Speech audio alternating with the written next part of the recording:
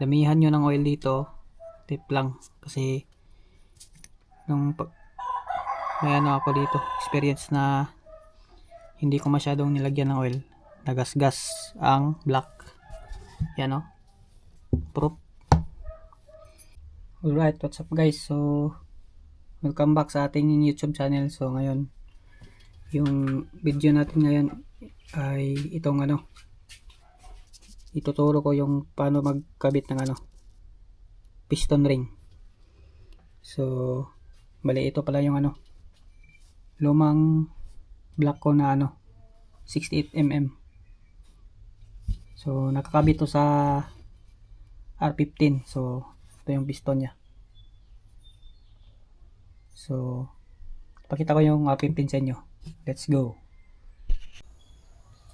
So ito po yun. So from 68mm binalik ko sa stock. So bali stock na yan lahat yan. So wala namang problema dyan, all goods. So tara. Alright, so bago yan, i-explain ko muna lahat ng mga ring. So magsisimula tayo dito sa oil ring. So ito yung oil ring. So dapat pagkakabit nito, dapat nasa yung dugtungan, nasa yung dugtungan nasa ano, sa taas. Yan o, ganyan sa taas.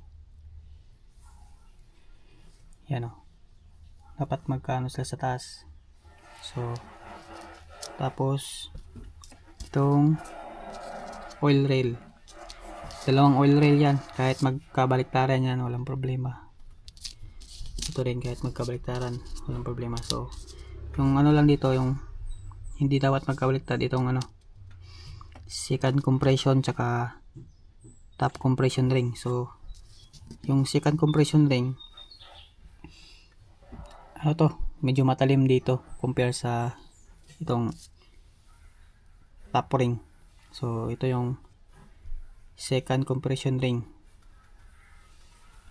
Yun lang yung pagkakaiba. Tapos meron niyang sign. Pag bago pa, may sign yan, may sulat yan dito.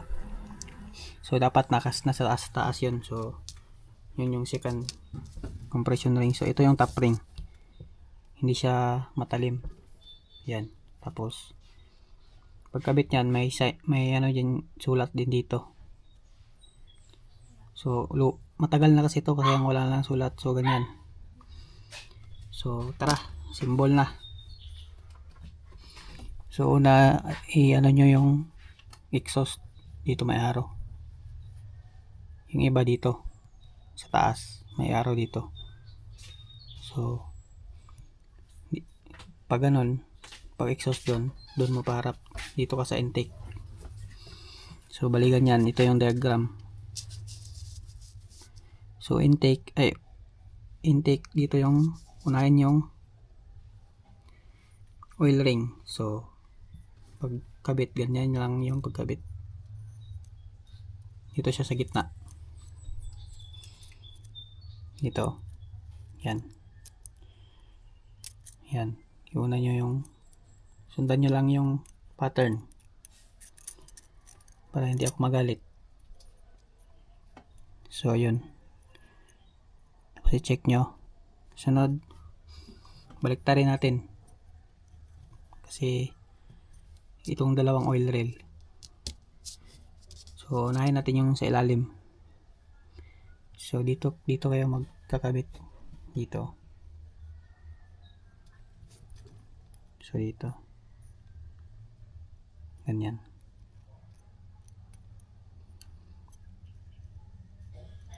Unahin yung sa ilalim.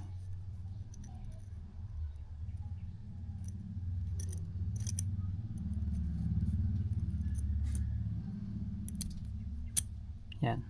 Tapos yung isa.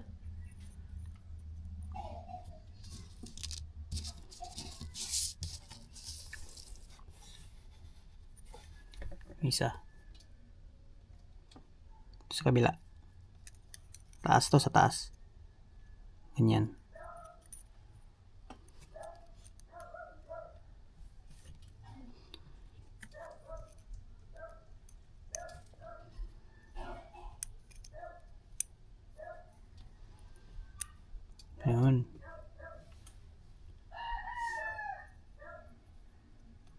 maya natin i-final kasi gagalaw yan. So sunod itong second compression ring. So balik natin doon sa yan, exhaust doon dito sa intake. So dito sa left side dito. So tignan nyo yung sign, yung may ano yan, may sulat doon yung taas, ganyan.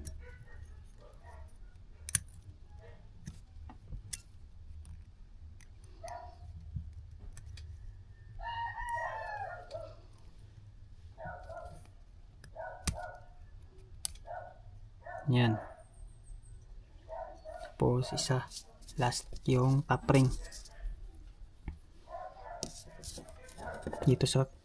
dito yon, dito siya sa kabila.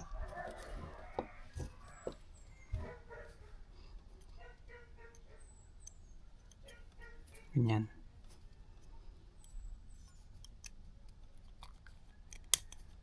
So ayun, so ngayon i-check natin yung sa simula lahat kung naka-position. So unahin natin yung, kasi gagalaw yan.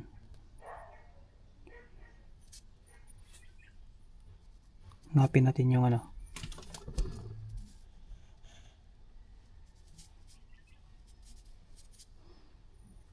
wala yung ano tawag dito, yun o, tama pala ito, nandun pa rin siya sa ano niya, yan. Bala itong dalawa dito, yan. So yun yung ano, oil ring. So dito yung dalawa, dito yung nakaharap, tapos yung dalawa yan o, tapos yung isa lumagpas, ikot dyan, yan. Yan, so yun, all goods. So pagkabit nyo, damihan nyo ng oil dito, tip lang, kasi nung may ano ako dito, experience na hindi ko masyadong nilagyan ng oil, nagasgas ang black, yan o, proof, yun o. Yan, may gasgas dyan. Yun o. So, lagyan ng maraming oil. Pati rin dito. Bago niya ikabit. So, pagkabit, ganyan lang o. So, sa ilalim pala to. Ganyan. Tapos, bali, kamay lang yung gagamitin nyo para ma-press yung mga ring. Ganyan o.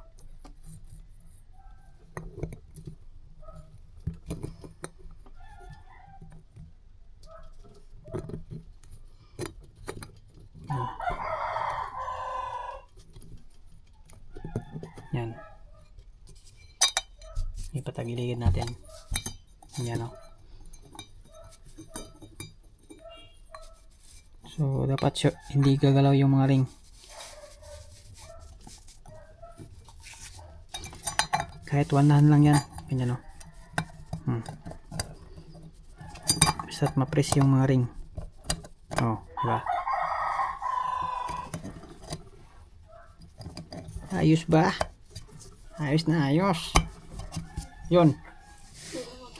Ayos ba? Ako si Ipo Makunot. Ganun lang. Pero dapat maraming oil. So, alright. Thank you very much. Ganun lang yung pagkabit ng piston ring. Alright, all goods.